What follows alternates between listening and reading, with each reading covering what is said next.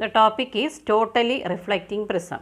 A right-angled isosceles prism, that is a 45 degree 90 45 degree prism, is called a totally reflecting prism. These prisms are used in three ways. First one, to deviate a ray through 90 degree. The figure shows such type of a prism.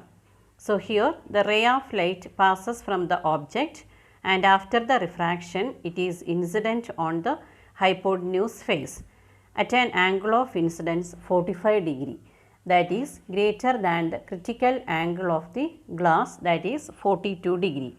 So the ray of light totally internally reflected and emerges out of the next phase. There we get an image. Such prisms are used in periscopes. When you use prisms in periscopes than the mirror, we get brighter and clear image. Second case, to invert an image with a deviation of rays through 180 degree. Here the light is incident normally on the hypotenuse face and incident on the shorter face at an angle of incidence greater than the critical angle, and the ray suffers total internal reflection, and again it incident on the next shorter face at an angle of incidence greater than the critical angle of incidence. Then it totally internally reflected and emerges out of the prism. There we get an image. Here the deviation is 180 degree. Such prisms are called poro prisms. These types of prisms are used in binoculars. Third one, to invert an image without deviation of rays, that is erecting prism. Here the light enters at one shorter face at an angle. After refraction it is totally reflected from the hypotenuse face and then refracted out of the other shorter face to become parallel to the incident beam. The rays do not suffer any deviation, only their order is reversed. The incident ray, which is on the top, emerges from the bottom of the prism. Such prisms are called erecting prisms and are used in binoculars and in projection lanterns. Let us see some numericals.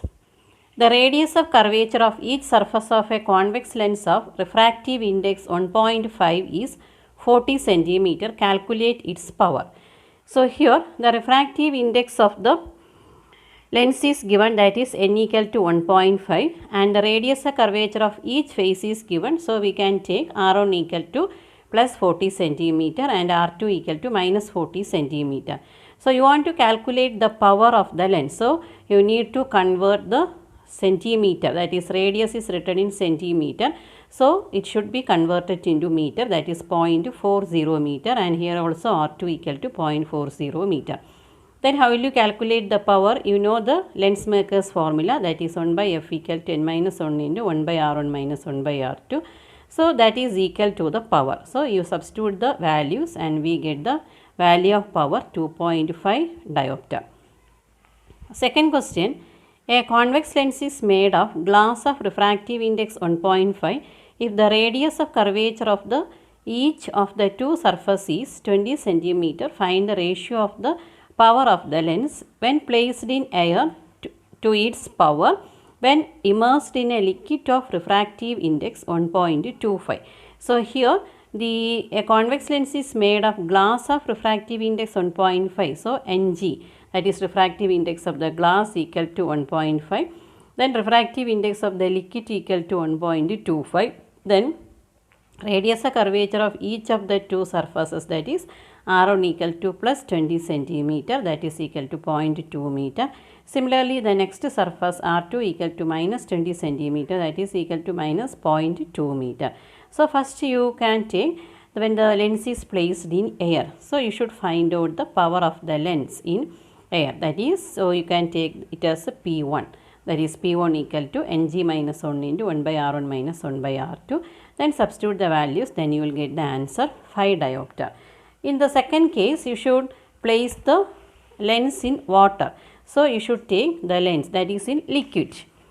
So here it is mentioned that is in liquid. So you should place the lens in liquid, that is power. You should take the power as P2, that is equal to Ng by NL minus 1 into 1 by R1 minus 1 by R2.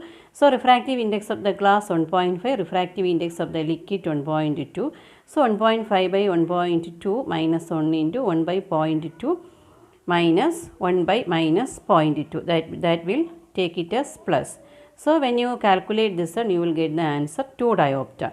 Then you take the ratio of the powers, that is P1 by P2 equal to 5 by 2, that is equal to 5:2. Clear? Next topic, dispersion. The phenomenon of splitting of white light into its component colors on passing through a refracting medium is called dispersion of light. The pattern of colored bands obtained on the screen is called spectrum, that is shown in the figure. What is the cause of dispersion? Each color of light is associated with a definite wavelength. You know that red light has long wavelength and violet light has short wavelength.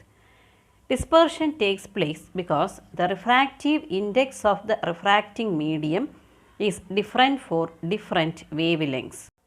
The refractive index of a material for wavelength is given by the Cauchy's relation.